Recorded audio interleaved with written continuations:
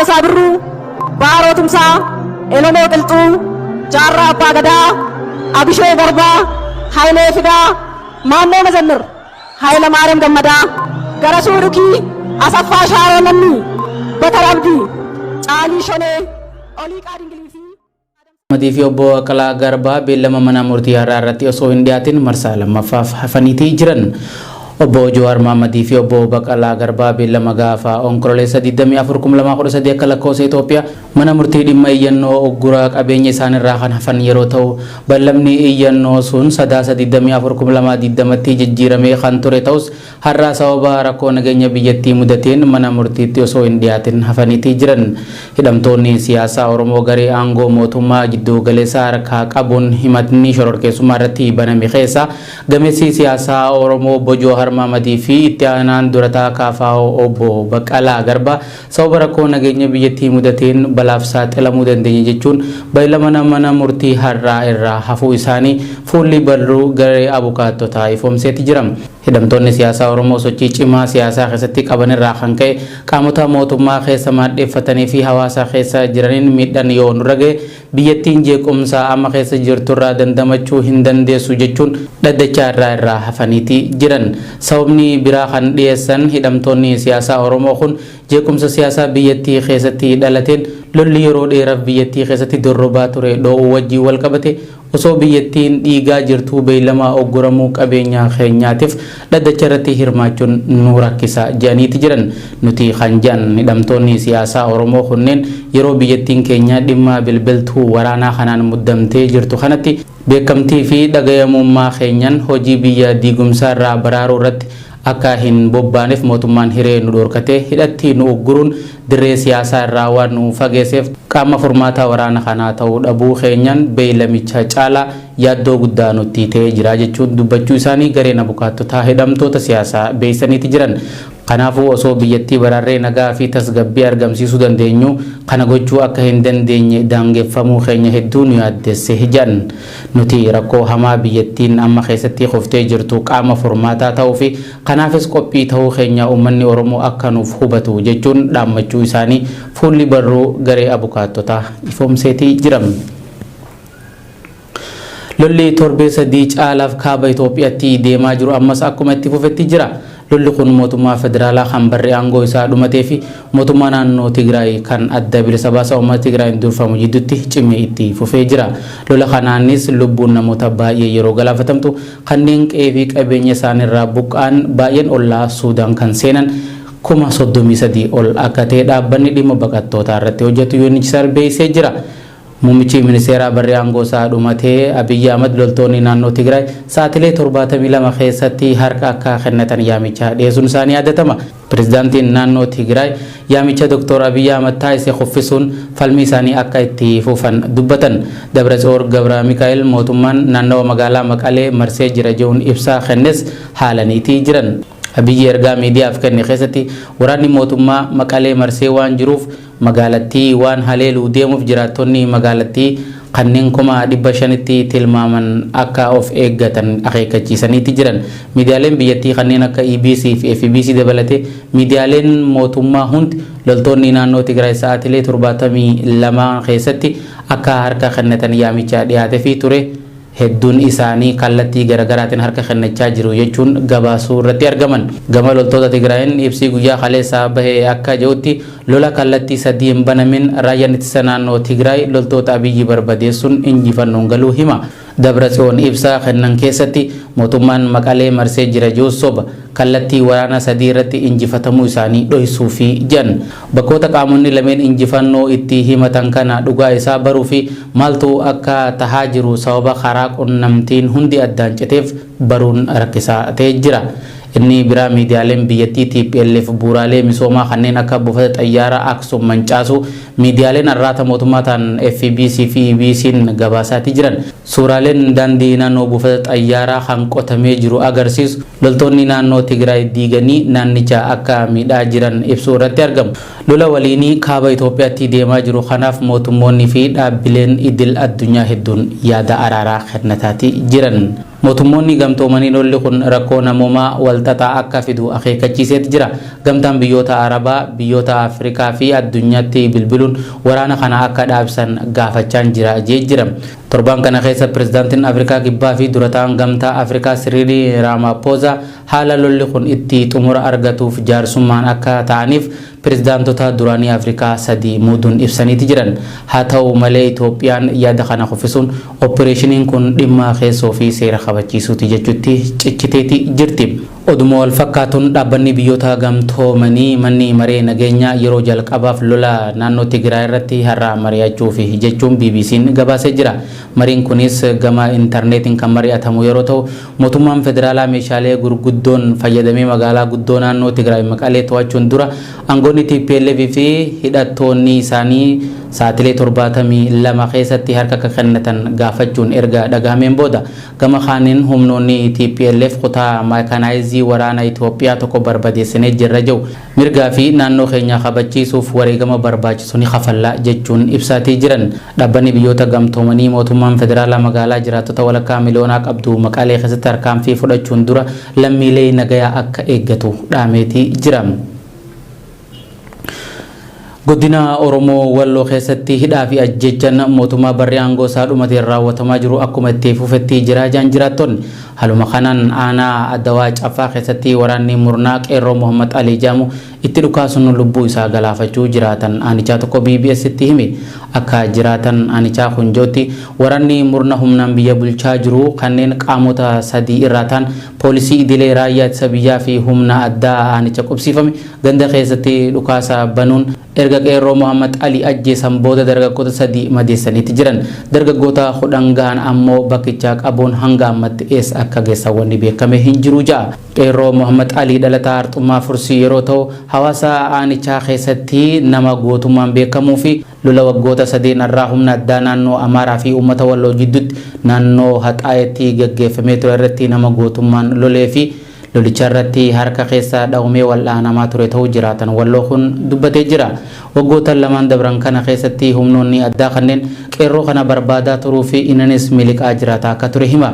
Gama biraatiin milishoota dhiyeenya kana godinicha keessaa funaanamanii lola naannoo Tigraay irratti akka hirmaataniif deemaniif maallaqaa fi midhaan walitti qabaa jechuun hawaasa qotee bultoota kan ofiifuu bara kana awwaannisni midhaan isaanii jalaa duguugee fixe dirqisiisaa jiru ja'a.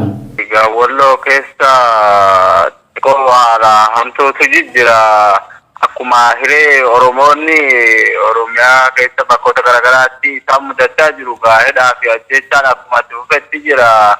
Yoo kana godina Kamisee aanaa Adawaa Caffaa keessatti nama jabbaa tokko dhabne nama jabaa Oromoon Walloo qabna jennu keessaa gandumatti dhukaasatti banee jalaa galaafatee lubbuusaa kan jannataa godhu nama Muhammad Ali jedhamuun jalaa ajjeesanii isa ajjeesanii booda qeerroolee ijoollee jajjaba ijoollee ija ta'an namoota 10 ol fuudhanii mana hidhaa eessatti akka geessan wanni beekame haga ammaa hin jiru.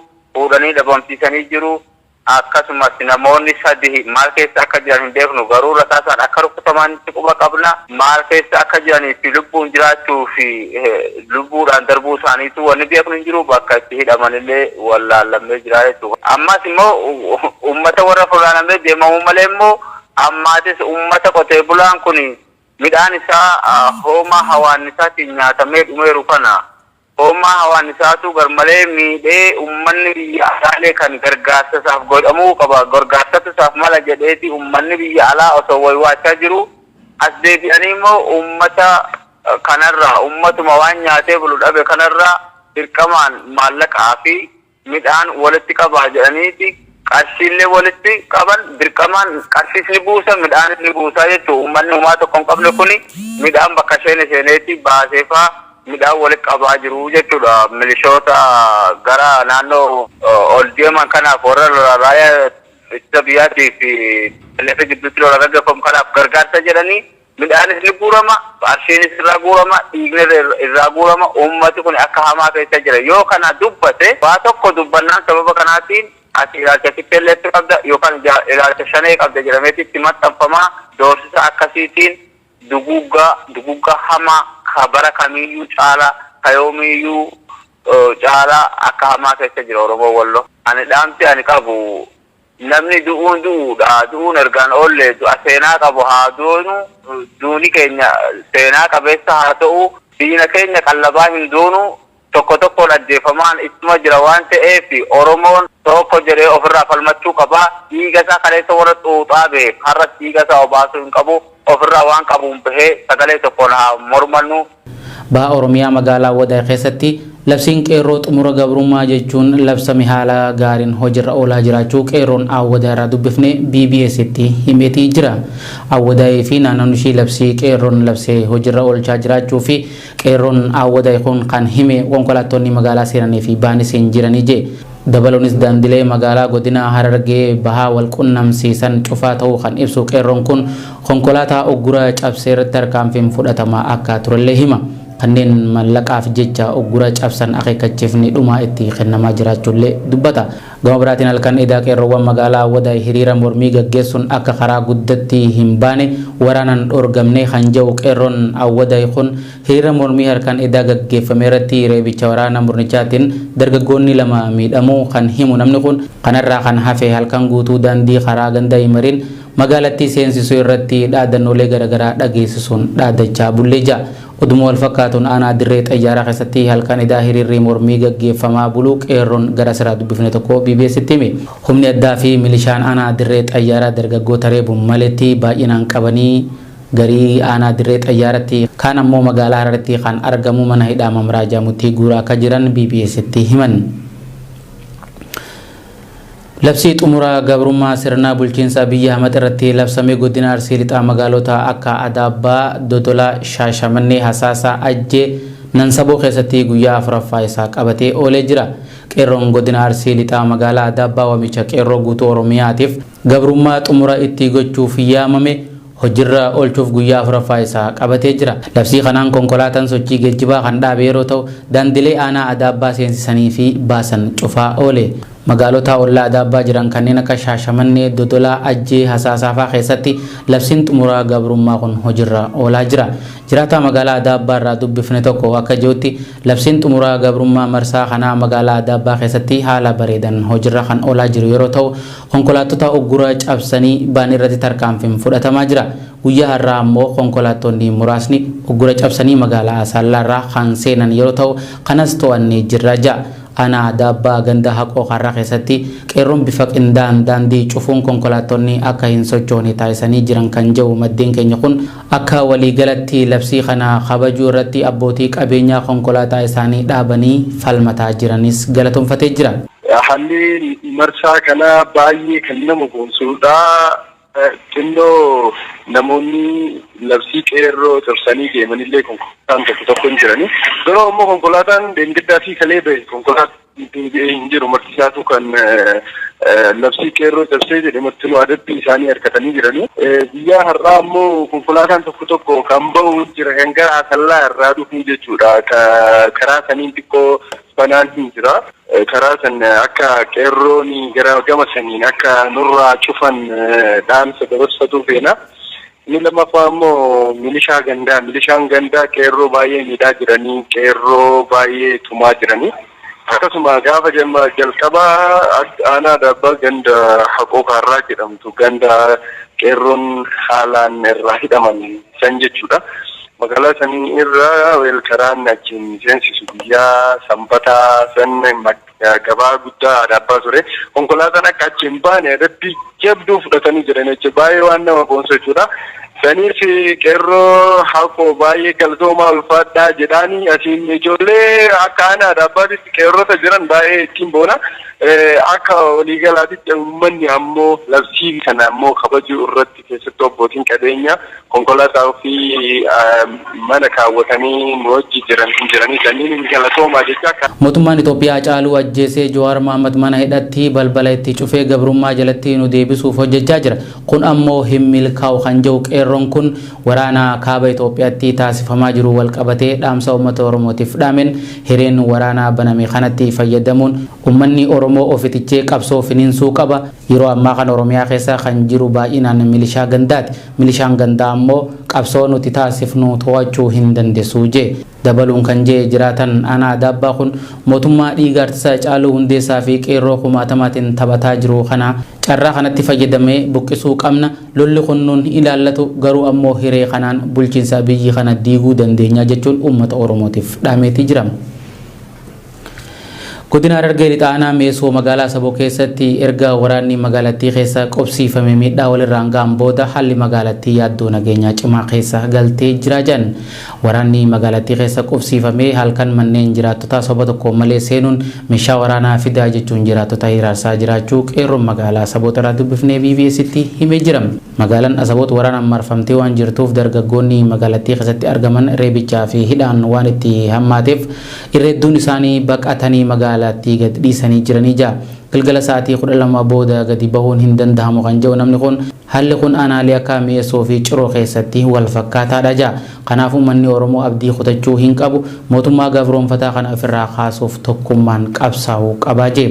Dabaluunis qeerroon Asaboo kun labsiin qeerroo xumura gabrummaa jechuun labsame godina Harargee lixaa aanaalee garaagaraa keessatti hojiirra oolaa jiraachuullee dubbata. Konkolaataa guraa cabsaa irratti tarkaanfiin qeerroon fudhatamaa jiraachuu kan dubbatu qeerroon kun labsiin yeroo ammaa kun kan durirraa adda waan ta'eef haala kanaan cimee itti fufuu qaba jee jira.